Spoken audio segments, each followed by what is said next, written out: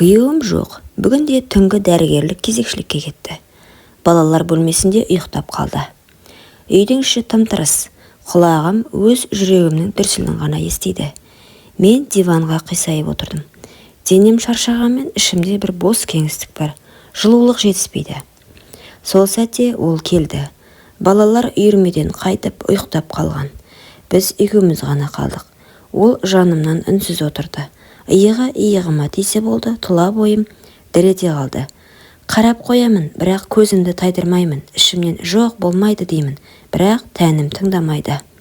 Қолымнан ұстай бергенде бүкіл бойымда бір ыстық ағып өткендей болды. Саусақтарыма жан кіріп, еркімнен тыс оның қолына жабысып қалдым. Жүрегім атша тулап, ернімнен ыстық демім шығып кетті. Ол маған еңкейіп ернімді тапқанда бүкіл дүниені ұмыттым. Еріндер ыстық, қомағай. Тәнім өзіме бағынбай оған қарай ұмтылды. Диванның суық матасы астымда, бірақ үстімде күйдіріп тұрған алақаны. Белімнен төмен сырғып, томпиған жерімді уқалай бастағанда еріксіз ыңырсып жібердім. Өз даусымнан ұялып, бетімді жауып қалғым келді. Бірақ ол ернімді қайтадан тауып, тіпті де тоқтамады. Мен ішімнен жоқ деп айғайладым, бірақ тілімнен шыққан жалғыз сөз ыстық сыбыр ғана. Сол сәтте мен әйел едім. Күнәлі, бірақ тірі. Жаным күйіп, тәнім балқып бара жатты. Құштарлықтың отына еріксіз беріліп, күйеуімді, балаларымды бәрін ұмыттым. Ол ернімді жібермей демімді тартып алды. Жүрегім тоқтап қалғандай, сосын қайта дүрсілдеп бүкіл денеме қан жүгірді. Саусақтары белімнен төмен сырғып, мені өзіне тарта берді. Мен қарсыласқан болдым. Қолмен кеудемді сипай бастағанда еріксіз ыңқылдап басымды артына шалқайттым. Тәнім өзіне қонақ емес еді. Ол оятып жатқандай. Диванның үстінде біз құшақтасып жатырмыз. Оның ыстық алақаны екі омырауымды басқанда бүкіл денем дірілдеп, көзімнен жас шықты. Бірақ ол жас өкініш емес, ләззаттың жасы еді. Тоқтайық дедім сыбырлап, бірақ даусымның дірілі тоқтат емес, жалғастыр дегенде шығып кетті. Ол көзіме қарады да ернін қайта басты.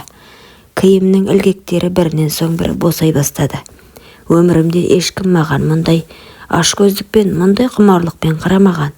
Сол сәтте мен әйел едім, ана емес, жар емес, тек құштарлықтың құлы болдым. Диванның тарлығы бізді тоқтата алмады. Ол денемді емдеді, мені тұтасымен өзіне алды. Ыстық демі құлағымды күйдірді. Ал мен өзімнің сыбырлаған үндерімді ұялсам да тоқтай алмадым. Құмарлықтың шыңына шыққан кезде мен күйеуімді мүлдем ұмыттым. Балаларымды да жылдар бойы жиналған жалғыздығымның күйігі сол сәтте лаулап жанып түтінге айналғандай еді. Күнә екенін біліп тұрдым, бірақ тәнім сол күнәні тілеп тұрғанын мойындай алмай тұра алмадым. Бір реттен кейін тоқтаймыз деп ойладым, бірақ олай болмады. Ол мені күн сайын іздеді, ал мен өзімді тоқтата алмадым. Балаларды үйірмеге апарып салған сайын, екеуміз жолдан бұрылып оған баратынмын. Әр кездесуге тәнім одан сайын құштарлана түсті. Әр жанасуымды, тыйымды бұзғанымды білсем де одан айырыла алмадым. Біз қонақ үйге де бармадық. Көбіне менің үйім бос болғанда кездестік. Диванда, ас үйде, тіпті балалар бөлмесінің есігі жабық тұрғанда да бәрі біздің күнәміздің куәсі болды. Ол құшақтаған сайын мен әйел екенін сезіндім. Күйеуіме айта алмаған сырымды, тәнімнің аңсарын түгел соған бердім.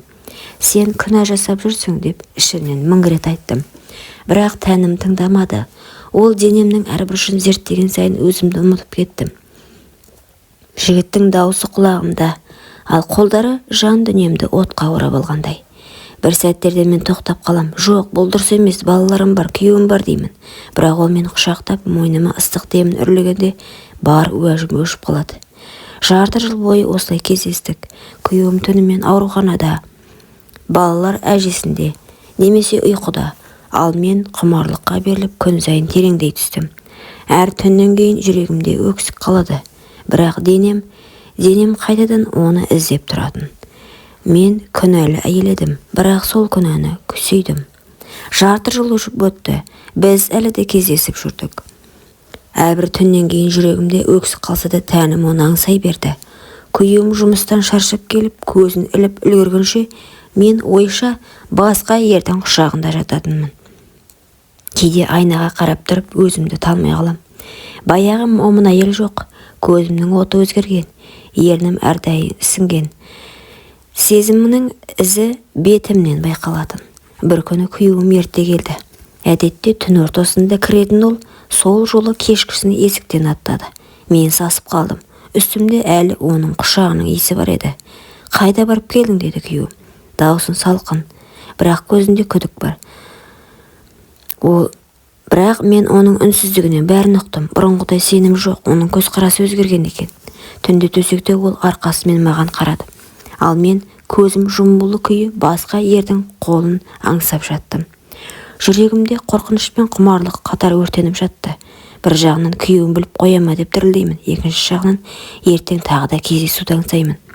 Мен екі әлемнің ортасында қалдым. Бірі адал күйеуім мен балаларым, екіншісі күнәлі құштарлыққа толы жасырын әлемім. Қайсысын таңдауға тиіспін, бірақ шындығында таңдау жасап үлгермей құмарлықтың жолына қайта түсіп кетіп жүрдім. Күндер жылжып өтті. Мен күйеуімнің көзқарасынан соқтықты анық сезетінмін. Үйде үнсіздік басым еді. Ол жұмысқа кетеді, түнде қалады, кейде мүлдем қонбайды, бірақ ішінен бірдеңені біліп жүргенін сезетінмін. Сол бір қаралы кешті әлі ұмытпаймын. Мен әдеттегідей балаларды үйірмеден алып келемін деп сылтаумен шығып кеттім. Ал шындығында оны сол құмарлы ерді тағы да құшақтауға асығып бара жаттым. Бөлменің іші қап-қараңғы, біз екеуміз диванға құлап түстік. Оның ыстық қолы барлық денемді шарлап, ыңырсыған даусым естіліп жатты. Мен тағы да өзімді ұмытып, күнәлі рахаттың тұңғиығына батып бара жатқандаймын. Дәл сол сәтте есік сарт етіп ашылды. Жүрегім тоқтап қалғандай болды. Есікте күйеуім. Ақ халаты иығында, көзі қызарып кеткен. Ол үнсіз тұрды, бізді көрді. Мен жалаңаш қалпымды қалшиып қатып қалдым. Ал жанымдағы ер орнымнан атып тұрып, іш киімін іліп қаша жөнелді. Осы уақытқа дейін сені адам деп ойлап жүредім, деп күйеуімнің даусы үзіліп. Сөйтсем, сен мал екенсің ғой. Мен тізерлеп, кешір, балаларың үшін, отбасымыз үшін деп жыладым. Ол ұзақ үнсіз тұрды да терең күрсініп, балаларымды толық отбасында өсіргім келеді. Менің тағдырымды бастарынан кешіргенін қаламаймын, деді. Осылайша ол мені кешірді, бірақ оның жанары бұрынғыдай емес еді. Сенім бір жола өлген, ал мен тоқтай алмадым. Құмарлыққа қайтадан құладым. Күйеуім мені кешіргендей болды, бірақ ол кешірімнің ішінде сенім жоқ еді. Үйіміздің іші мұздай үнсіздікке толды. Мен болсам жасырын қолымды жалғастыра бердім. Ол ердің құшағы мені қайтадан шақырып тұратын. Әр кездесуден сайын жүрегім қағайырылып, бірақ денем бәрін ұмыттырып жіберетін. Бір күні күйеуім іштей күйікке, ішімдікке жүйір болды. Қолындағы суық қаруын ұстап тұрып, көздері қызарып кеткенін көрген бар. Сол күйінде ол бір науқасқа ота жасады, бірақ қол дірілдеп бәрін білдірді. Сараптама оның қолын қанынан арақтапты.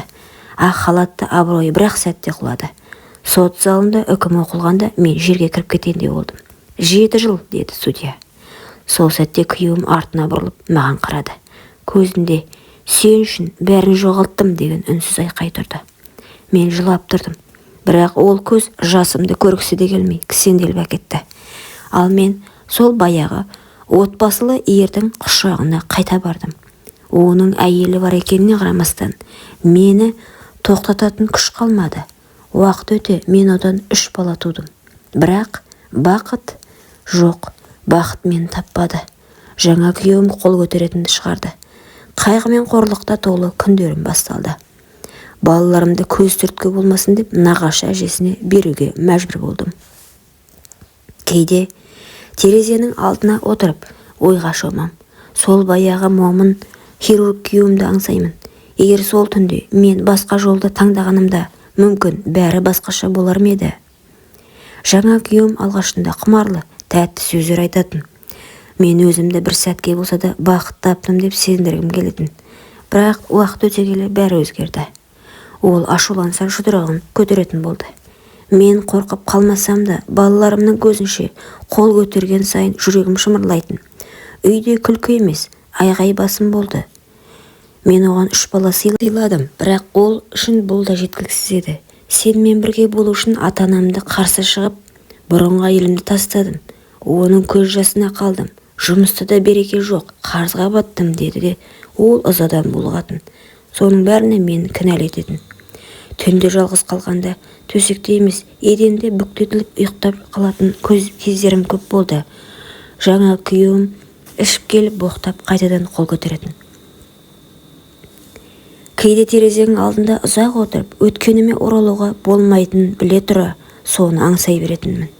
Бұрынғы күйеуімнің қолы суық болса да, ол ешқашан маған қол көтермеген еді. Өміріме көз жүгіртсем, бір сәттік құмарлық үшін бәрін қиратқан екенмін. Мен әйел ретінде жеңілдім, ана ретінде күнә жасадым. Таң атты, бірақ менің жанымдағы түнек ешқашан сейілер емес еді. Ой салар үндеу, қолдағы барды аялайық.